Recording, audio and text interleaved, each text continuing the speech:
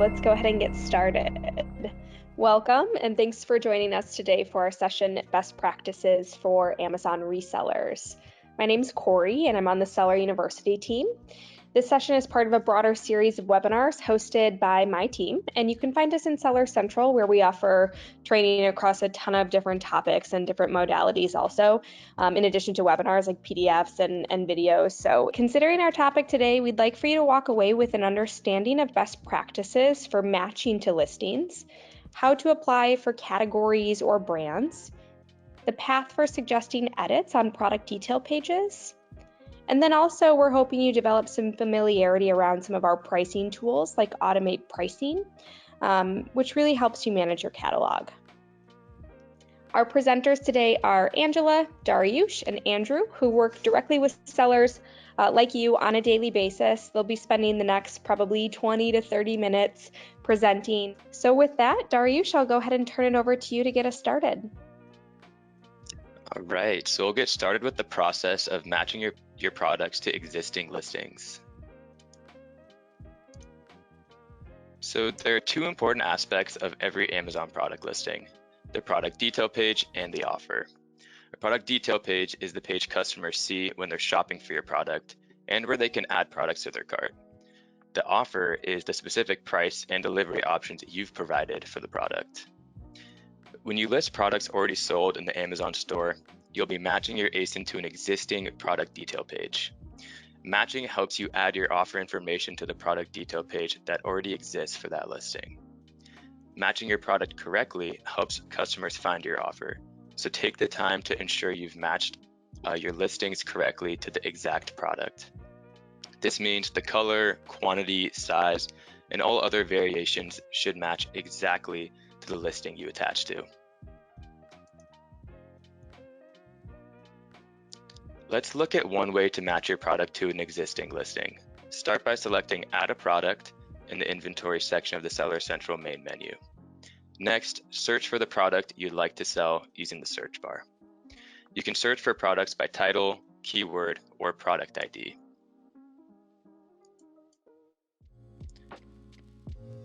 When you find the product you'd like to match to, you can enter the new price or click the Sell This Product button.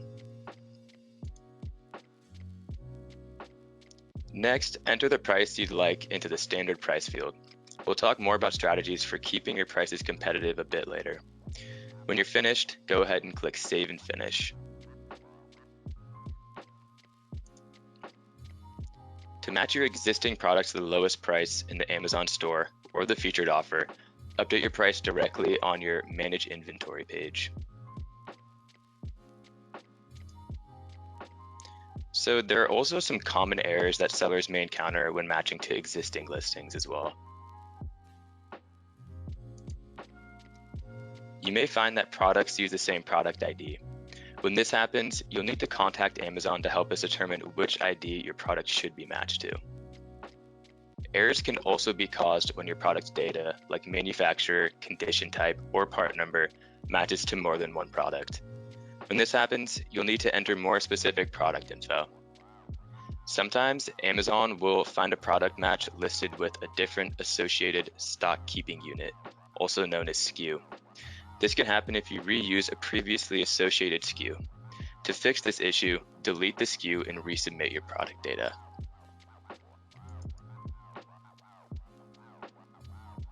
Now let's cover some best practices for matching products to existing listings in the Amazon store. First, be sure to use unique product identifiers for your listings. Use a standard product identifier like an ISBN, UPC, or EAN. This is the most important factor in matching to an existing listing. Next, use the part numbers issued by the manufacturer. This number is different from a product SKU and helps manufacturers identify their products. Be sure to also provide the full brand, publisher, or manufacturer name. Fill in each specific attribute fields that are relevant to your product. Don't use general purpose merchandising fields for these values. Lastly, never reuse SKUs.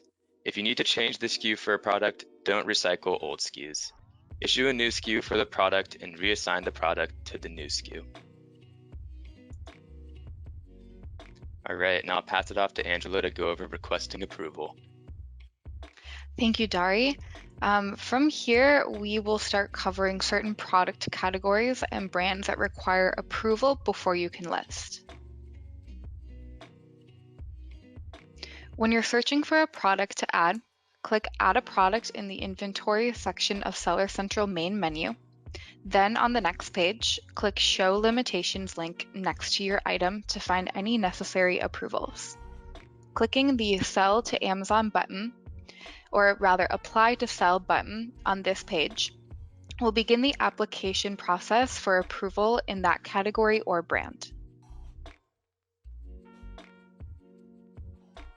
When you apply for approval to sell in any particular category or brand, you'll need to supply invoices for the product, as well as images ensuring packaging standards and guidelines have been met. If applicable, you may also be asked to provide relevant certifications or testing documents showing the product meets safety guidelines. When you apply to sell products from certain brands, you may be asked to provide a letter of authorization or invoice from a verifiable supplier before being approved. The specific requirements for approval may vary by brand, category, or subcategory. To find detailed information on specific category requirements, search Overview of Categories in Seller Central and select the selling guidelines for the category you're interested in.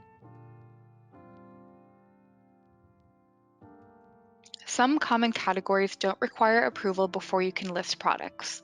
For example, the books category doesn't require approval, though collectible books have specific condition requirements. Categories like grocery and gourmet foods and health and personal care do not require approval, but can contain certain subcategories that do. When first getting started, be sure to review the specific requirements for the categories and subcategories you'd like to list in. As a best practice, apply for approval before you begin listing products that require approval. So now we'll move on to suggesting edits to matched listings. After you've added your products, you may notice aspects of the detail pages that you'd like to change. When multiple sellers offer the same product through a single detail page, Amazon automatically combines the best product data from each seller submission to ensure the best customer experience. If your product is listed on a detail page, you can suggest edits and updates to it.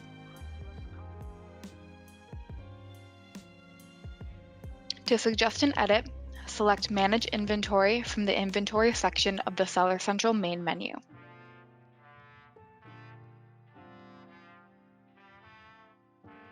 Next, click Edit button next to the product you want to update. On the Edit Product Info page, select the tab relating to the information you'd like to update. Choose Vital Info to update the title and key product information, use Images to edit images, and Description to update the description and bullet points. Once you've made your edits, click Save. If your edits are accepted, they'll appear on the product detail page within 24 hours. If your contributions don't show after 24 hours, Amazon's system has selected another contributing seller's information. When you suggest changes for branded products that you are not the brand owner of, you'll need to create a case with seller support and provide proof supporting the suggested changes. Proof can come in the form of a manufacturer's or publisher's website URL that clearly shows your suggested changes. This URL also should show a visible product ID if available. You can also submit high-resolution product photos that clearly show the suggested changes along with the visible product ID. This photo can be of the item in its original packaging, also showing the product ID. Requests cannot be accepted without valid proof. So now we'll cover where you can find your product on the detail pages. So when you add your product to Offer Existing Product Detail page, it can appear in a few different places. The prominent placement with Add to Cart and Buy Now buttons is the featured offer, formerly known as the buy box. Sellers can earn this placement based on a variety of factors, including competitive pricing and customer delivery promise. If your offer doesn't earn featured offer placement, it will appear in a section of other offers, which can be labeled as new and used or from other Amazon sellers. The featured offer placement is available to sellers with professional selling accounts. If you're a professional seller, check if your products are eligible for the featured offer on the Manage Inventory page. Be sure you have the Buy Box Eligible column enabled. To enable the column, click Preferences on the Manage Inventory page, select the checkbox next to Buy Box Eligible, and click Save Changes at the bottom of the page. When enabled, this column will display whether or not each of your products is eligible for the featured offer placement.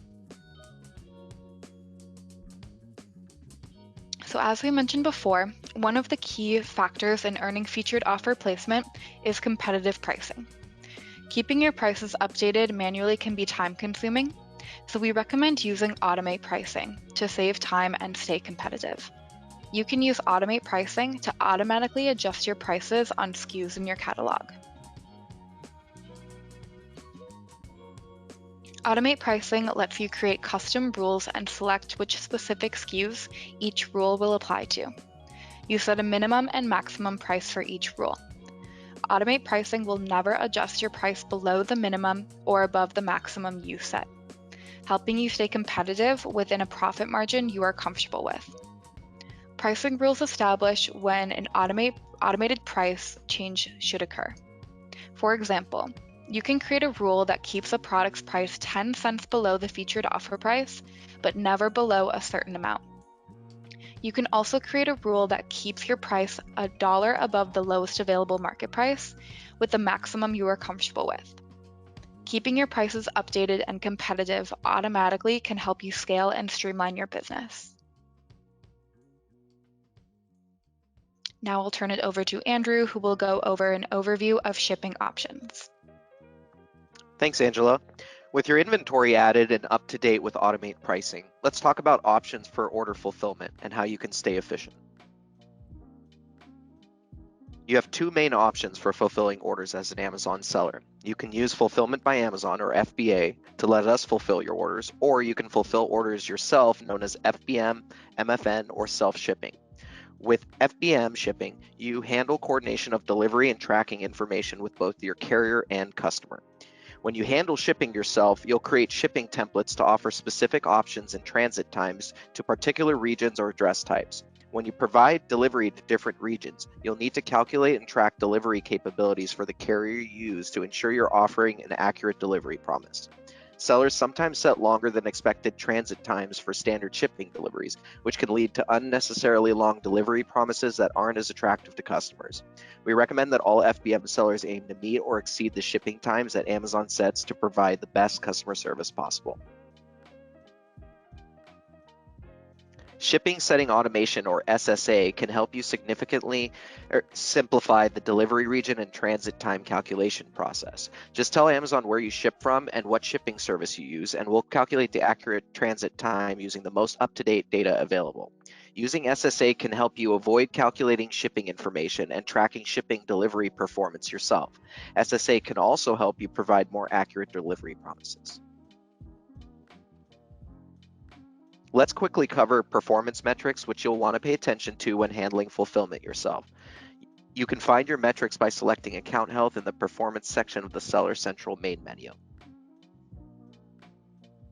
For shipping metrics, watch your late shipment rate, or LSR. LSR tracks orders that have shipment confirmed after the expected ship date. You'll need to keep this under 4%. Your valid tracking rate, or VTR, tracks orders shipped with valid tracking and should always be above 95%. On-time delivery rate, or OTDR, tracks orders that arrive by their expected delivery date. Keep this metric above 97%. Any order cancellation you initiate will affect your pre-fulfillment cancellation rate, or CR, which you'll need to keep below 2.5%. You should also watch your customer service performance. Your order defect rate, or ODR, tracks orders that result in negative feedback, A to Z claims, or credit chargebacks. Keep your ODR below 1% and be sure to monitor all of your performance metrics to help avoid account issues. As a reseller, FBA can be a great choice when you're looking to automate more of your business.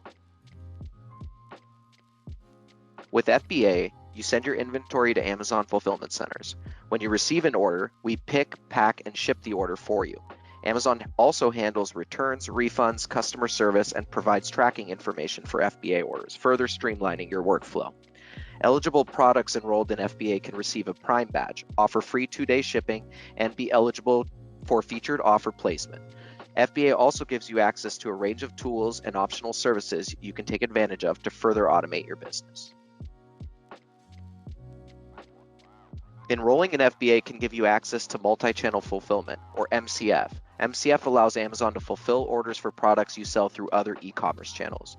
You can automate your business further with a FBA label service. When you enable FBA label service, Amazon will automatically apply barcode labels to your eligible inventory for a per item fee. If you handle fulfillment yourself, you'll also be responsible for managing returns and refunds. Amazon automatically authorizes U.S. return requests that fall within Amazon's return policy. If a return request falls outside of this policy or is category exempt, it'll be sent to the seller for manual authorization. Amazon will send you an email explaining the reason for the return. You'll also be informed if the request does not comply with the return policies. Sellers are required to respond to the return request requiring manual authorization within 24 hours. You can review and respond to return requests by selecting Manage Returns in the Orders section of the Seller Central main menu. When Amazon authorizes a return, we'll provide your customer with prepaid shipping labels on your behalf through Buy Shipping services. If a customer returns an order or you don't receive the returned item, or you'd like to refute the refund, you can file a safety claim. The Seller Assurance for E-commerce Transactions process, known as Safety, allows sellers to file claims for reimbursements when Amazon annual payment is required for your order. To get started, select Safety Claims in the Orders section of the Seller Central main menu. You're required to issue a refund within 2 business days after you've received a return. If you don't act regarding the return, Amazon may refund the customer on your behalf and charge the amount to your seller account. You can issue a refund either after the product is returned or immediately if you're allowing the buyer to keep the product, known as a returnless refund. If you want the product returned, we encourage you to wait until you receive it before issuing a refund to properly evaluate its condition. Be sure to monitor the refund to ensure it's issued to your customer in a timely manner. If you don't keep inventory on hand or can't send inventory to fulfillment centers for FBA, you may want to consider dropshipping. With dropshipping, your supplier sources or produces the product and stores the inventory. You host the online store, in this case in the Amazon store, and when a customer places an order, you process the payment and forward the order to the dropshipping service. That service then prepares and ships the order on your behalf. To use dropshipping for your Amazon business, you must be the seller of record for your products.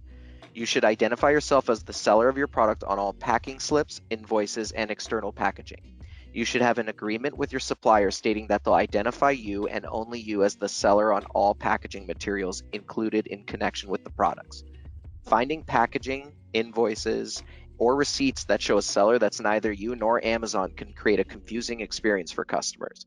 It's also important to keep in mind that with dropshipping, you're responsible for accepting and processing customer returns for your products. Thanks everybody again, and hope you have a great day.